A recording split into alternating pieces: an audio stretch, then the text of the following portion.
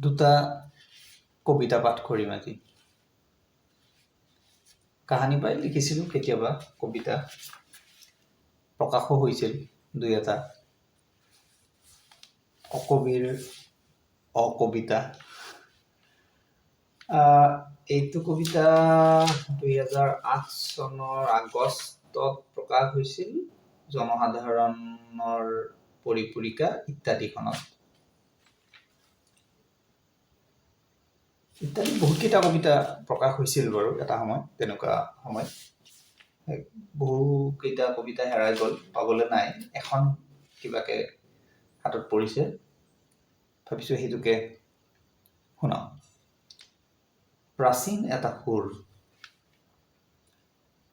প্ৰাচীন কোনোবা এটা সুৰত নামি আহিছে আকাশখন। দূৰৰ পাহাৰৰ পৰা ভাহি অহা অচিনাকি সুহুৰিত পথাৰখনে খুলি থৈছে দেহৰ সেউজীয়া আচল। শুকান পাতৰ খৰমৰণিত গছবোৰে চক খাই উঠিছে। বৰষুণৰ অপেক্ষাত মুখ মেলি ৰৈ আছে এজাক তৃষ্ণাতুৰ চৰাই। নৈখনে যেতিয়া সলাইছে গতি, পানীয়ে বুৰাইছে পাৰৰ শূন্যতা।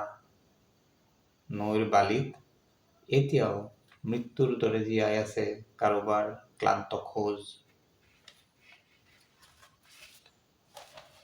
আৰু এটা পাঠ কৰোঁ। ইটো চনটো বোধহয় ইয়াতে নাই।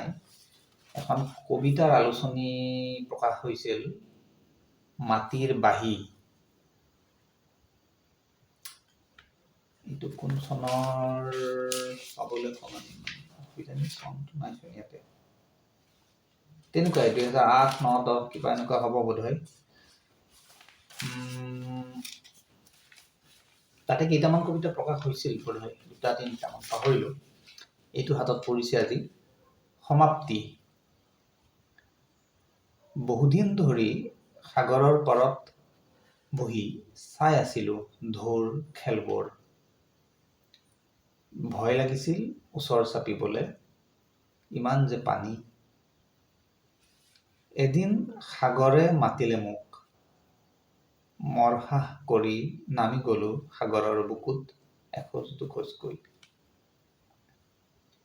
ঢৌৰ সতে খেলি খেলি ক'ব নোৱাৰাকে বহুদূৰ পালোঁ মই।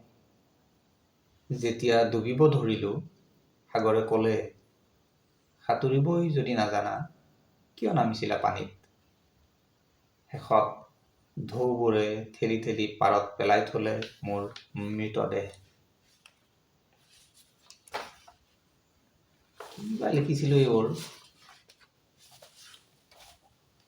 মনত নাই। কি অনুভৱ, কি অৰ্থ নে অনৰ্থ নে অপদাৰ্থ, তথাপি হাতত পৰিল, ভাবিলোঁ এবাৰ গাই দিওঁ আৰু বন্ধুসকলক শুনাওঁ।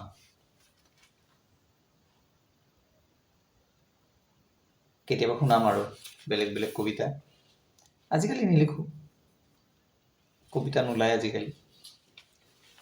কেতিয়াবা গান লিখোঁ 2-এটা, তাত বাহিৰে লিখা পৰ্বটো প্ৰায় শেষ। তথাপি এই দুটা কেনে পালে